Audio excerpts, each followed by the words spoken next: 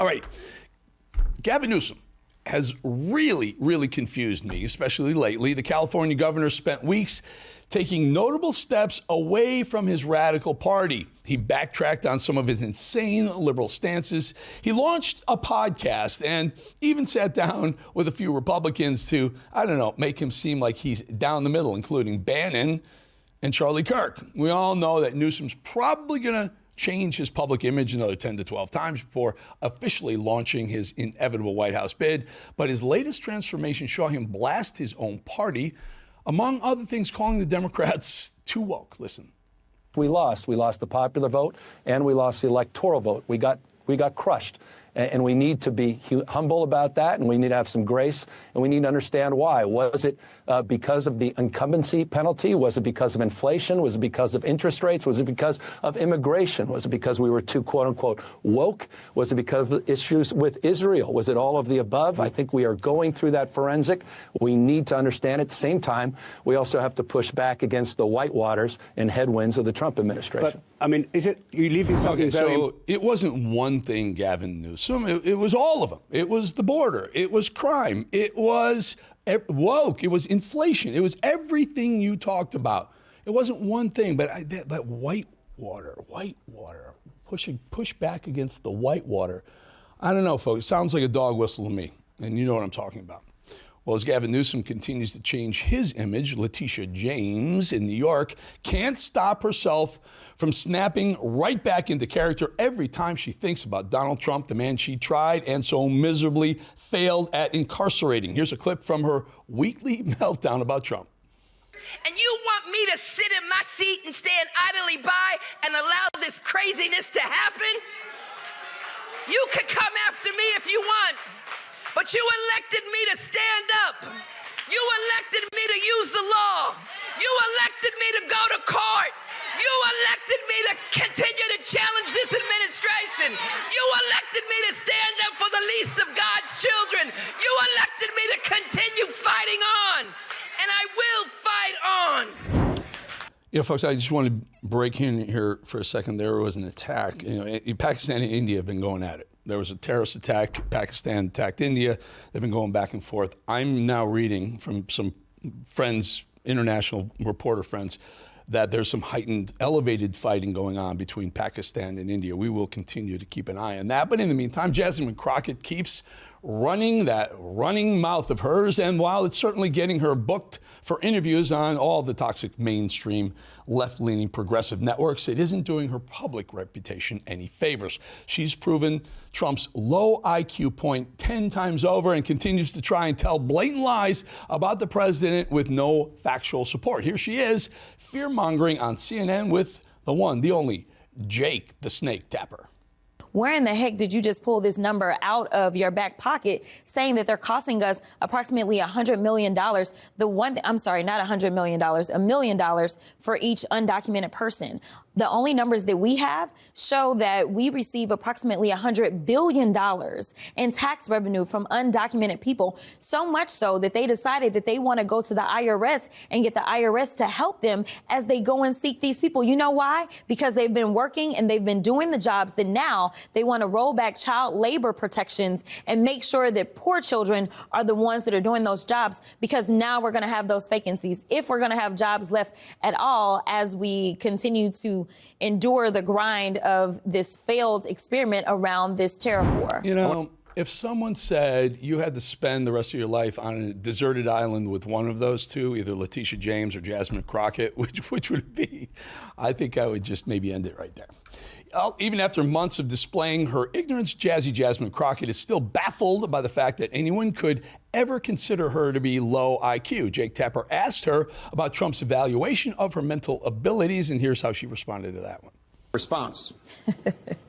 The fact that you just got done engaging in a conversation where we have a president of the United States who has no idea about the oath that he just took on January 20th tells me everything that I need to know. He didn't even have good sense enough in that same interview to say something as simple as, yes, I will follow the Constitution. You know, the thing that actually derived from the oath that he was supposed to take. And he supposedly took an oath, which there's a lot of people that point out that he never never put his hand on the Bible, even though he acts as if he could somehow be the Pope. But nevertheless, that oath specifically says that you will defend the Constitution. So the idea that you are now taking the Constitution and, as I said at the DNC, putting it through a paper shredder is a problem. And I think that this should not be partisan. This should be right versus wrong. A lot of the things that this administration is doing, they don't have anything to do with partisanship. This is right versus wrong. And right now, they are consistently wrong. What is she talking about? Half the time, you have no idea what the other day she's talking about chairs. I have no idea what she's talking about half the time. You help me out here. Hit me up on the chats. I'm on all the chat. Rumble chat. Hey, what's up, Rumble chat? What's up, WebTX?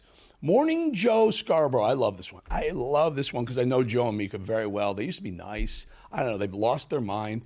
They really have bad Trump derangement syndrome. Really bad. Morning Joe Scarborough just handed out a totally unwarranted compliment. He's identified an individual that he believes is, quote, one of the most articulate, exciting people, says Joe Scarborough, the Dems have to offer. Well, here's the clip. Listen closely to find out who Morning Joe is so infatuated with. Rev, nobody ever said that Congress was a meritocracy.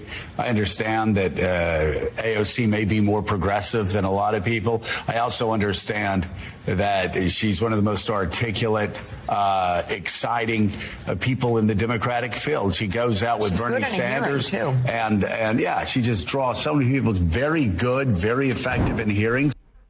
Mika married to Joe. Here's Joe say she's exciting. Articulate. She's neither one of them. Well, maybe Joe's got a little thing for the AOC, huh? Hey, Mad Dog, do you have that picture of Fight the Oligarch AOC with her, I believe it's her new husband, Fight the Oligarch AOC who says rich people are bad, wealthy people, Elon Musk is horrible for making a lot of money. Mad Dog, do you have that picture by chance? Can we show the folks that picture? We have that? I know it's in there somewhere. I'm trying to look for the picture. All right, well, maybe we'll do it after this with this quick comment. It seems like dictator is the Democrats' buzzword of the week. Here's Chucky Schumer name-calling the toddler that he is, like the toddler he is. One of the traits of a dictator, Madam President, one of the traits of a dictator is someone hostile to all forms of guardrails and accountability, who doesn't want to hear any dissent. Well, the Constitution is the ultimate guardrail, and Donald Trump thinks he doesn't need to obey it. Donald Trump is the embodiment of what the founders feared. Someone hostile, a president hostile to the rule of law, scared of debate, scared of opposition. He can't stand the idea of something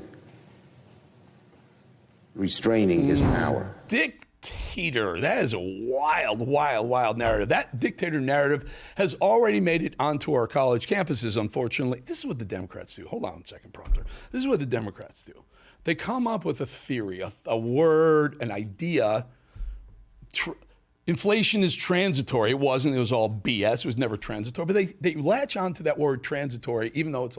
So now it's clear that they've come out with the new assessment of Trump that they're all going to start using. Watch. Over the next couple of days, you'll hear dictator, dictator, dictator. So dictator is their new word. Unfortunately, the students using this term, that's a bad idea. But the educators who continue to push the radical political beliefs onto our students, who would be much better served getting an actual education. Here's an NYU professor who's clearly giving her students much more than they're paying for, their parents are paying for.